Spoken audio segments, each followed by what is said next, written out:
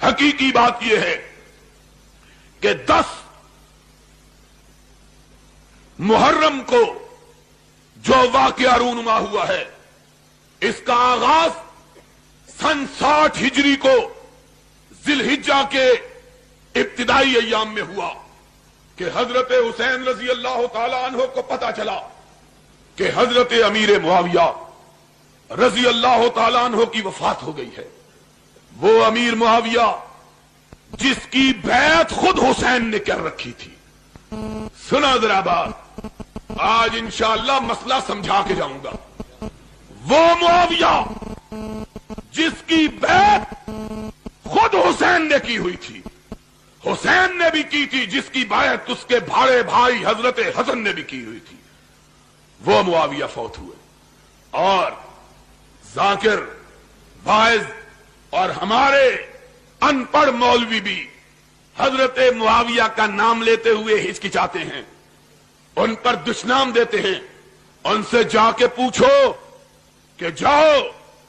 ہم تو ثابت کر رہے ہیں صدیق و فاروق و عثمان کی خلافت کو،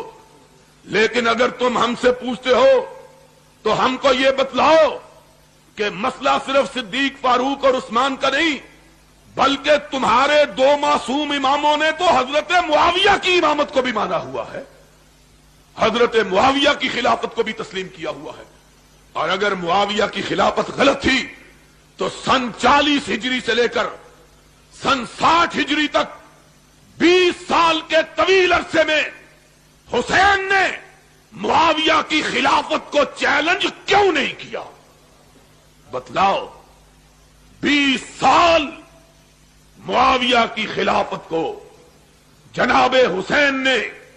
رضی اللہ تعالی عنہما قبول کیے رکھا، ایک لفظ زبان سے نہیں کہا۔ اور حوالہ سنیوں کی کتاب کا نہیں، حوالہ شیعہ کتاب رجال کشی کا، کربلا کے اندر شیعوں نے کتاب چھپوائی ہے، 3 صدی ہجری، آج سے 1200 سال پہلے کا مصنف ہے۔ اور دوسری کتاب حیات القلوب ملا باقر مجلسی ایرانی کی، جو ایران کے شیعہ پریس نے چھاپی، اس کا حوالہ ہے۔ دونوں کتابوں کے اندر لکھا ہے کہ حضرت حسن رضی اللہ تعالی عنہ نے جب حضرت معاویہ رضی اللہ تعالی عنہ سے صلح کی تو شرائط طے ہوئی، اس کے بعد حضرت معاویہ رضی اللہ تعالی عنہ نے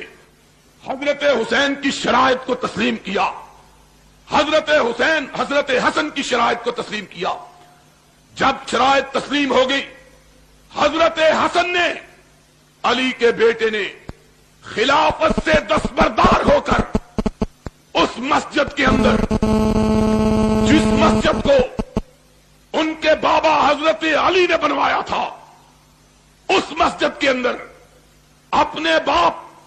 حضرت علی کا منبر رکھوایا اور اس پر حضرت امیر معاویہ کو بٹھایا، خود نیچے بیٹھے، معاویہ کو اوپر بٹھایا، کہا کائنات کے لوگوں سن لو، آج رسول کا نواسا، علی کا بیٹا خلافت سے دستبردار ہو کر اپنا خلیفہ امیر معاویہ کو مان رہا ہے۔